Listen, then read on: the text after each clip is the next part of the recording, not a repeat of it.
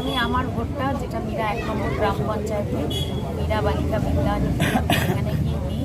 সেখান থেকে বিভিন্ন গ্রাম পঞ্চায়েত, সেখান থেকে চাঁদঘর যাই, চাঁদঘর থেকে ফিরে এসে মীরা 2 নম্বরে যাই, তারপর হাটগাছাতে যাই, হাটগাছা থেকে আবার জোরানপুর হয়ে, জোরানপুরে আর ঢোকা হয়নি, সব কিছু ঠিকঠাকই ছিল।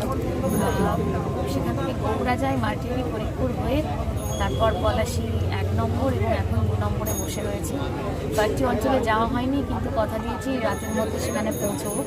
তো এখনও চলছে আর কি, বুথে বুথে পৌঁছানো, কর্মীদের সঙ্গে দেখা সাক্ষাৎ, মানুষের কাছে পৌঁছানো। মনে হচ্ছে প্রশাসনের এতটাই তৎপরতা যেন কোনো যুদ্ধকালীন পরিস্থিতি। প্রচুর কেন্দ্রীয় বাহিনী সব জায়গায় মোতায়েন ছিলেন।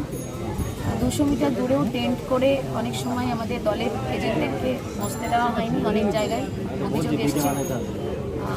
কয়েকটি জায়গায় একটি অন্যরকম দৃশ্য চোখে পড়ল। অনেক সময় যারা অন্ধ ভোটার বা অনেক বৃদ্ধ ভোটার, তাদেরকে সাহায্য করার জন্য পরিবারের কেউ না কেউ এগিয়ে এসে ভোট কেন্দ্রে নিয়ে যান। তো প্রিসাইডিং অফিসার ডিসাইড করেন যে তার ভোটটা তিনি দেবেন না তার সাথে আসা ব্যক্তি দেবেন। অনেক জায়গায় দেখলাম এখানে কেন্দ্রীয় বাহিনী ডিসাইড করছেন যে সঙ্গীর ব্যক্তিটা ভেতরে ঢুকতে পারবেন কি পারবেন না। তো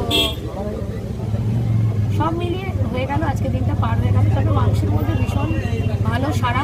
আরও একবার কালীগঞ্জ ব্লকে তৃণমূল কংগ্রেস ভালো একটা মার্জিনে জিততে চলেছে, সে ব্যাপারে আমাদের কারোরই কোনো সন্দেহ নেই।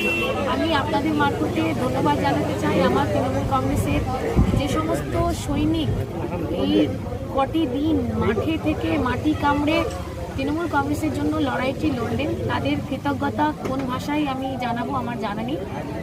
তবে সত্যি এই লড়াই আমার এখন লড়াই নয়, একটা পরিবার হিসেবে আমরা তৃণমূল কংগ্রেসের যে সমস্ত সৈনিক মাঠে ছিলাম লড়াইটা করেছি এবং আশা করছি ভোটিং যে পার্সেন্টেজ সেটা খুব ভালো হয়েছে। আশা করছি এবারও আমরা ভালো মার্জিন কালীগঞ্জের এই সিটটি